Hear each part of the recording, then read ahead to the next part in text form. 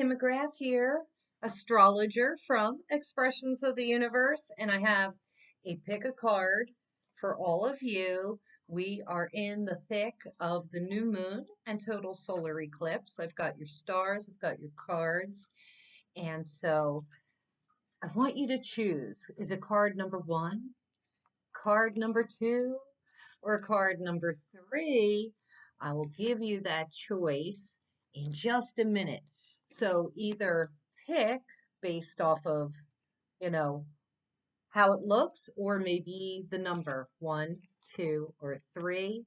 And I will be right back with the reading of these as soon as I get through the week's cards. So I want to keep them in order. One, two, three. I'll put them right here where you can see. My goddess of the week is Callie. And I did get a little frightened when I saw her come up because she is, although she's the liberation, she is the goddess of destruction. But for a good reason, to wipe out things that we're clinging on to, that we refuse to let go of. And she ushers in that new. Um, She often comes through in natural disasters and clears the land so that it can be clean and grow again. She comes into our lives to unhinge the things that we will not take our grip off of. So she did scare me a little bit. She is card number 25, talks about our emotions, and it talks about change and netting to a 7, which is a divine number. And so it's like trust that whatever is being taken away at this time, there is a reason for it. And just as nature abhors a vacuum, something will come in behind it and fill that space. So stay tuned on Facebook and Instagram next week, and I will post the channeled message for her. This is the weekly wisdom for December 4th through December 11th, if I didn't mention it already.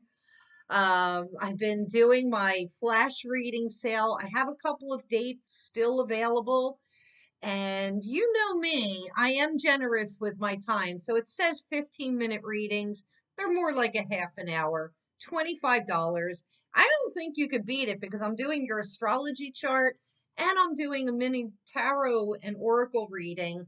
And those that have already taken advantage of this, I think they've been pretty happy.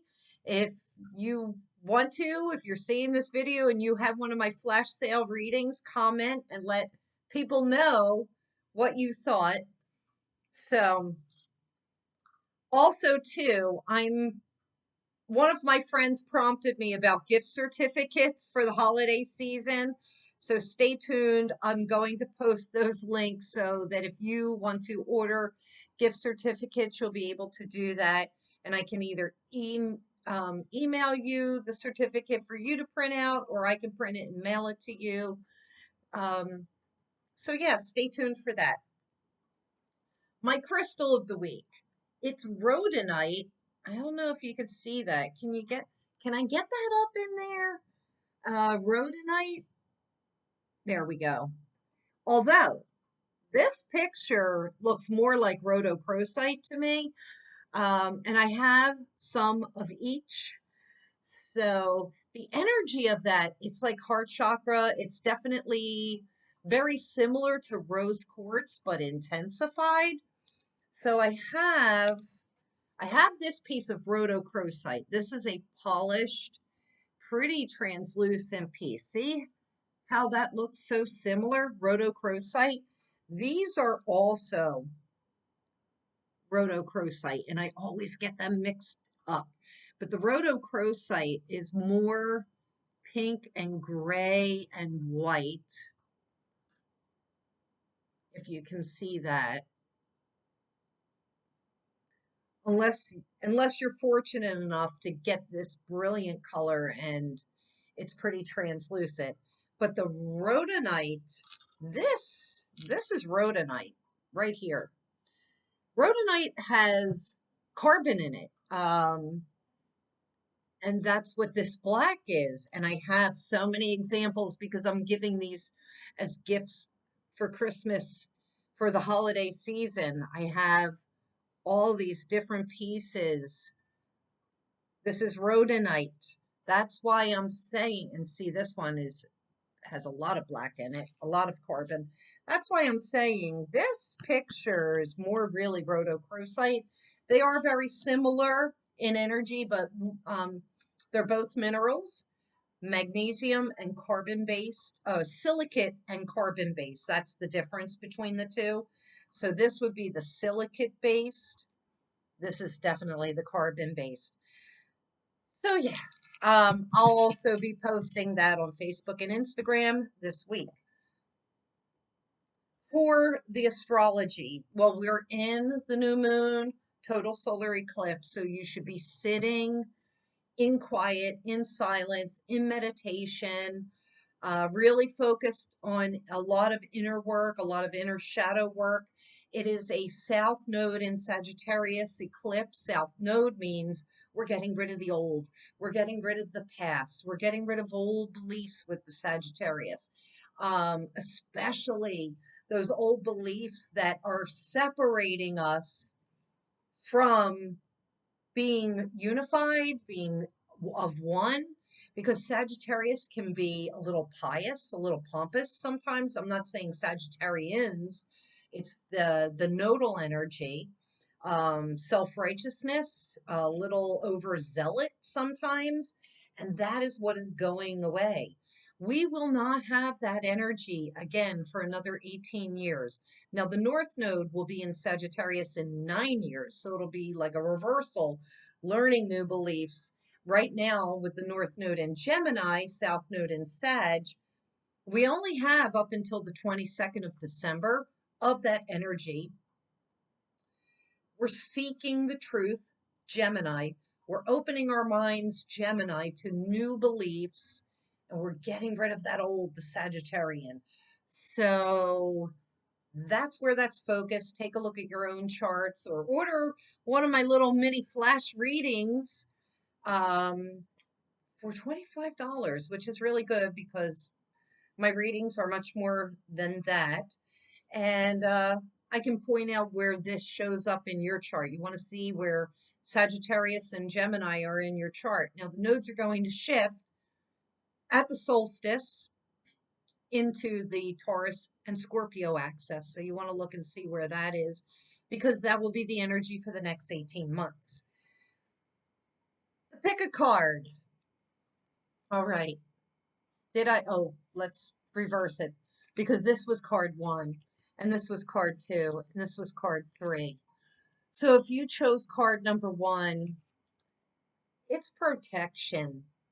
This talks about setting up healthy boundaries, setting up, that protection for yourself in the world, protection of, you may want to check everything out in your home. Make sure that you've replaced the batteries in your smoke detectors. Is everything ready for the changing of the season? But I feel like this is more energetically, also protecting your minds. Turn the news off. Shut that media off because, it is very biased. The media it just feels as though it is geared towards producing fear in all of us for some other type of an agenda. But these healthy boundaries, especially with the holiday coming up, you want to put up healthy boundaries.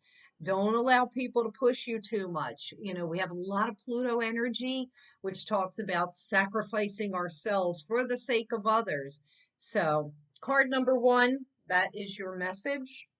Card number two. You chose card number two. Excuse me, I got an itch on my nose. Card number two is about partnerships. This is about coming together, unifying, equality, harmony. Partnerships, you could be looking at those partnerships and relationships and seeing who and what serves you and benefits you and aligns with you and what doesn't, because there could be a separation, there could be a cutting off. but there could also be a really wonderful coming together, especially with the holiday season. And that is the focus. This is about coming together with others and maybe not being a hermit so much and trying to enjoy that holiday light. And then card number 3, it is fear. And the fear card comes up because of this new moon and total solar eclipse. It could be bubbling up a lot of different things, a lot of emotions within all of us. The fear is also joined with anger and grief and a lot of energies from the past. So, this is your one last opportunity to take a look at these things and see how they do or do not serve you, to see what is and what isn't real. A lot of times, fear is all up here because we fear the unknown. We, we fear what we hear and what we see. And, a lot of people say fear is false evidence appearing real, but let's move away from that. Fear is real because we're creating it in our own minds. And you don't want to be holding yourselves back because of any fear, any anger, any grief that you're holding towards anyone or anything in the outer world. So if you chose card number 3, this is a really good time to go within and take a look at those things. My other advice for the astrology for the week is this new moon and solar eclipse is asking us to hit the pause button in our lives and our social calendars, if even just for the next 2 or 3 days. Slow it down. We're coming into that season here in the Northern Hemisphere, anyway, of winter, where we do slow down, we pause, we rest, we rejuvenate, we recuperate, we're taking a little hibernation. It's time for us to snug down, get cozy and warm. Now, in the Southern Hemisphere, where this eclipse was able to be seen, you're coming out of your shells now. But I would still take that pause for the next few days and contemplate and integrate the energies. Chiron, the wounded healer, is surfacing with some wounds, some hurt feelings. And I noticed within myself too, a lot of memories of the past are coming up.